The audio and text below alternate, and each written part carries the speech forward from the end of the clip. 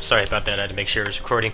But this is not really an interesting video anyway. What this is going to be is just me showing how fast or how slow you can get a good lore gem build.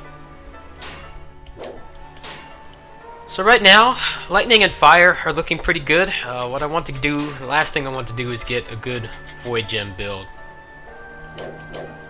So let me go to Lake Poyang really quick.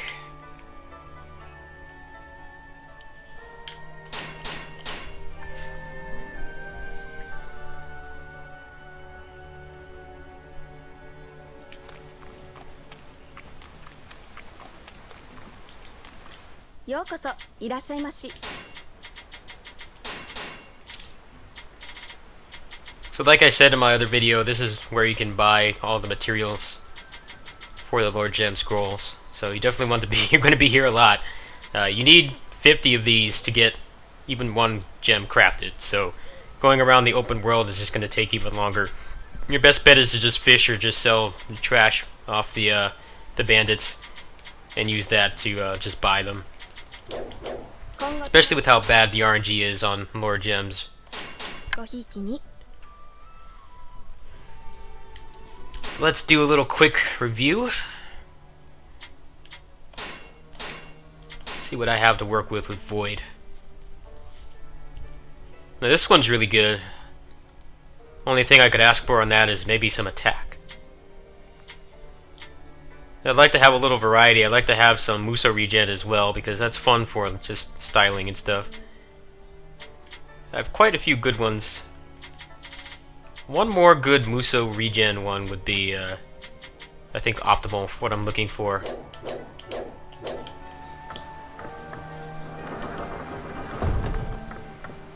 Just let me save.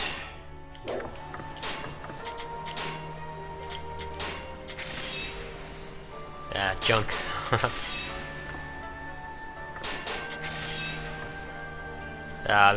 This one is almost there, but it doesn't have any like attack or attack speed.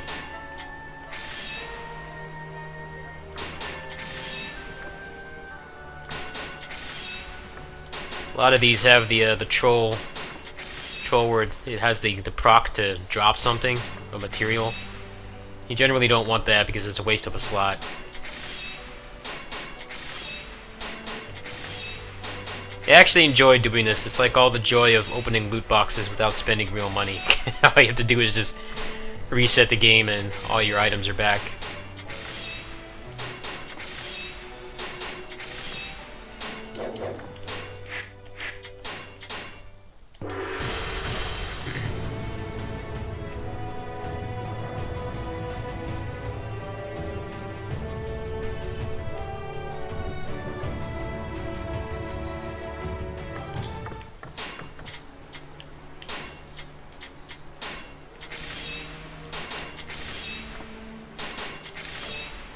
I could use Cheat Engine and just make like 1,000 of these gems, but the problem is it makes it so much harder to actually find what you want to use, especially if you run more than one build. Like right now, I have enough good lore gems that I can actually run like numerous builds. But if I just create an infinite amount of them, I remember it took me like 15-20 minutes to get rid of them last time I did that. So I'm just gonna go the normal way. Anyway, this is a really good gem right here. I mean, that's pretty much everything I could ask for aside from Muso regen. So I'll go ahead and save that one, even though it doesn't have what I was initially looking for.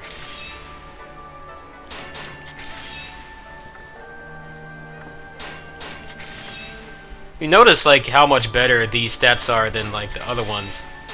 Other elements. It seems like the void gems just have a higher chance to have better stats, or maybe they have a better stat spread or something.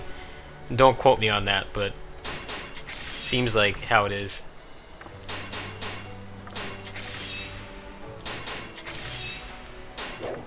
Alright. Now since void gems are basically useless when affixed to trigger attacks, you really only need 3 of them. And I just got the max attack speed bonus, so that's pretty sweet. I'd like to have a little more variety. Wow, there's another one again. I wish the Muso up was a little higher, but having attack speed, defense, and Muso up on one gem is... you can't really complain there. Can offset the Muso regen with something else. Now see, this one is almost there, but it's got mounted damage. It's a waste of a slot.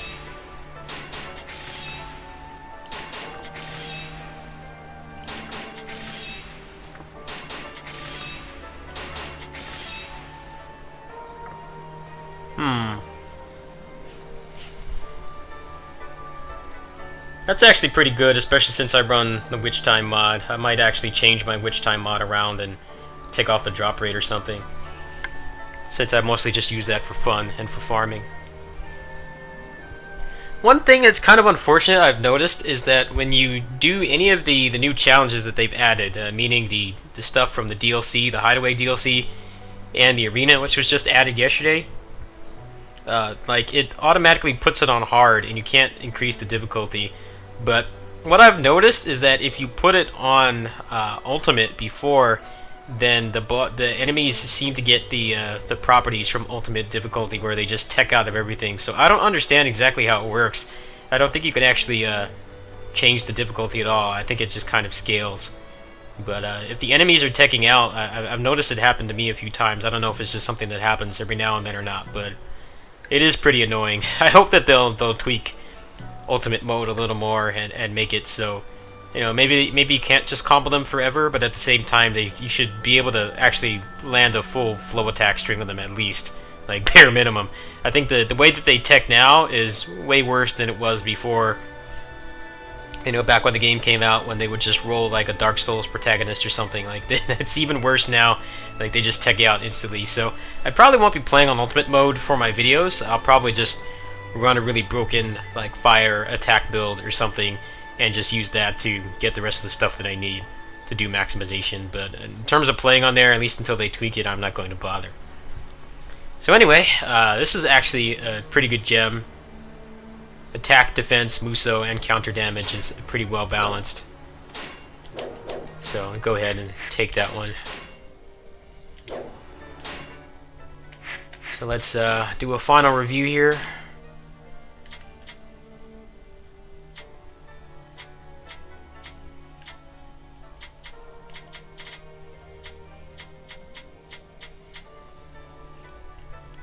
Like, this is actually a really good gem. The defense is nice, especially if you're doing, you know, the DLC. Attack speed plus 10%. That has to be the cap. I haven't seen it get that high before, and I've never seen it happen on any of the other elements. So maybe it's just easier to get to the caps or something on the void gems. I don't think anyone's actually done any research, but I've noticed it seems far easier. You look at the general spread on these, and it's like way higher than the other stuff. So for Muso regen, I would probably use this one, since that has 4% attack speed and it's not related to an element, so I don't have to proc an element to use it. And this one's decent, but it's got the damage bear pelt crap, so I don't know if that's going to be used anytime soon. A lot of these came from when I was farming, but now you don't really need to farm anymore. You can kind of just brute force the RNG this way. So I've got a couple good Muso regen ones.